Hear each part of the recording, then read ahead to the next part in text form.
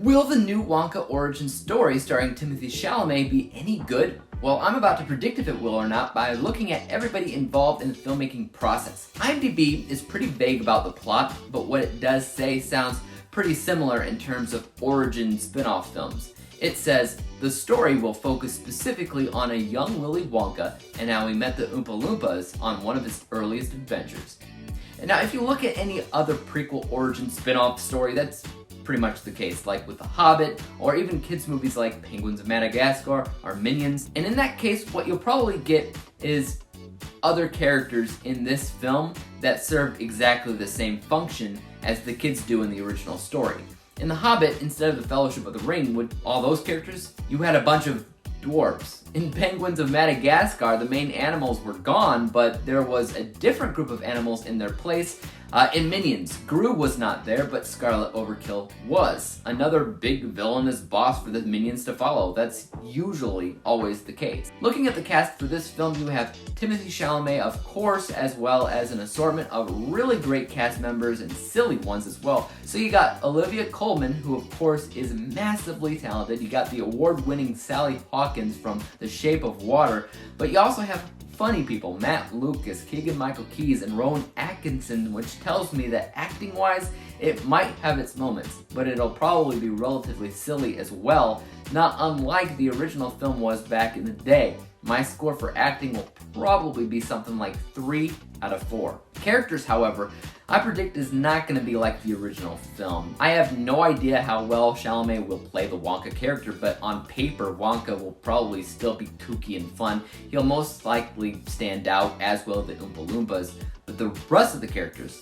they probably will pale in comparison.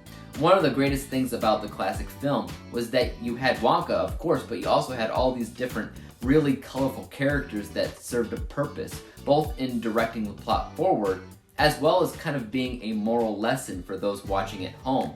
This probably will not have that. I feel like it'll be written in a way that gives all the characters individual importance, so importance is going to get full points, but the characters themselves probably won't be that memorable. Not like the original film. So my character score will probably still be 3 out of 4 for Wonka and the Oompa Loompas, but the other characters will drop that down and won't be full points. As for casting, I have to give half points here because I couldn't find anything about who the casting director was for Wonka, nor do I know who's playing who.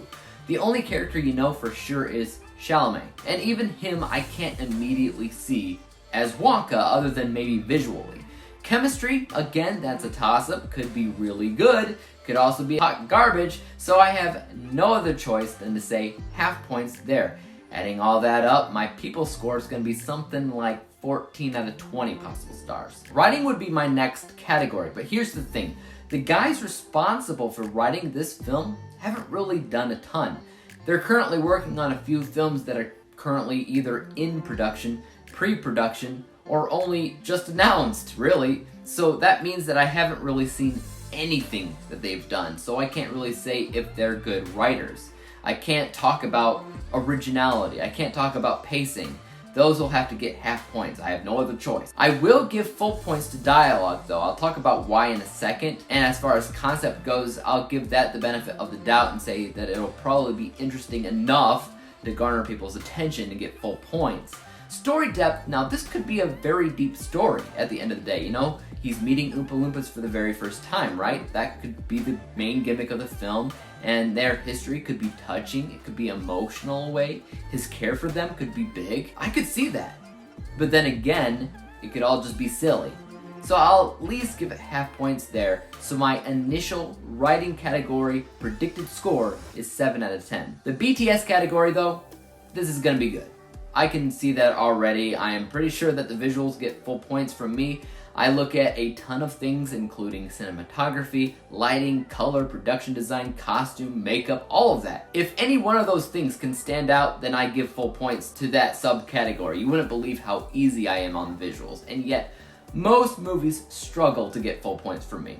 Wonka is most likely going to impress me in all of these different areas for a variety of different reasons. The set pictures that we've gotten out of this film, while there's not many of them, do have a feeling of nostalgia when it comes down to Wonka's wardrobe. And the wardrobe designer is Lindy Hemming, who has a lot of strong titles in her resume, such as the Wonder Woman films and the Dark Knight trilogy. Also, pretty much any Roald Dahl story has very colorful stories and characters, so that alone has me guessing full points. But it also has Nathan Crowley as a production designer. Now, he is known to also be one of Christopher Nolan's go-to production designers.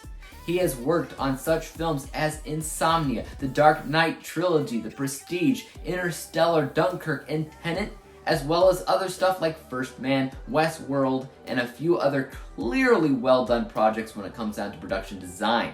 Also, in case you have any further doubt, the visual effects team behind Wonka is Framestore. You may never have heard of Framestore before, but they just worked on Spider-Man No Way Home, and right now they're currently working on Doctor Strange and the Multiverse of Madness.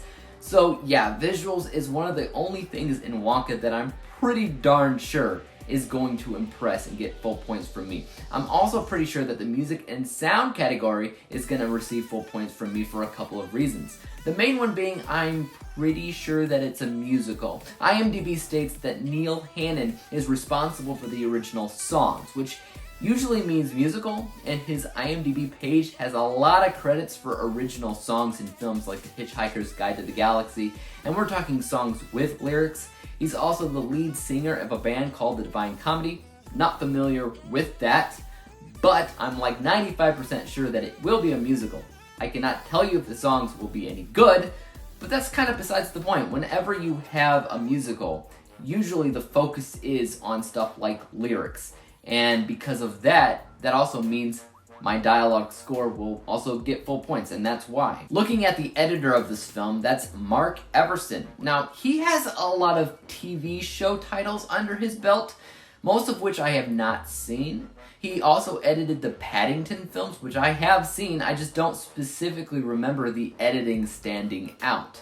So the safe bet for me would be to say that I don't think the editing in Wonka will stand out either. It won't be great, it won't be terrible, just right down the middle. So my BTS score is probably going to be roughly 9 out of 10. Next, I usually look at the narrative arc of a film, introduction, inciting incident, obstacles, climax, resolution, and usually I look at the writer of the film and see how they've done in the past. I cannot do that because, once again, I don't know anything about the writer here. But what I can tell you is that typically, with most films, the narrative arc score is 9 out of 10 because what they usually have is everything except for a perfect resolution. A perfect resolution has both a calming down moment and a sense of new norm. But I actually think that Wonka will have both of those things. The main reason why is because we actually have to get to a point B. Wonka has to get to a point in his life where he owns the chocolate factory. And I have this prediction in my head that the film will end on the construction of the chocolate factory, like the Oompa Loompas are building the chocolate factory, and that'll give you your sense of new norm. This is where we're at now. And because of that, I'm going to say that my predicted narrative arc score is going to be 10 out of 10. Adding all those together, we get our projected unbiased score of 80%, which is 40 out of 50 possible stars. And typically, my bias score is within something like 5 to 10% of the unbiased score. And this will probably be a lot harder to guess, because I'm a big fan of Willy Wonka, and Roald Dahl in general, and the magic found in his stories. I grew up on the classic film and book.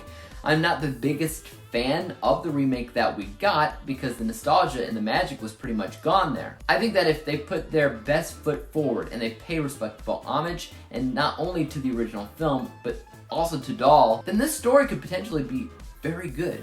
We know the production design and the visuals in general are probably going to be the thing that stands out the most here, and a lot of times that's enough to keep you engaged, even if you're not a fan of the movie as a whole. This is going to be a pretty out there guess, but I feel like my bias score will be a safe bet to say it'll either be 41 or 46 out of 50.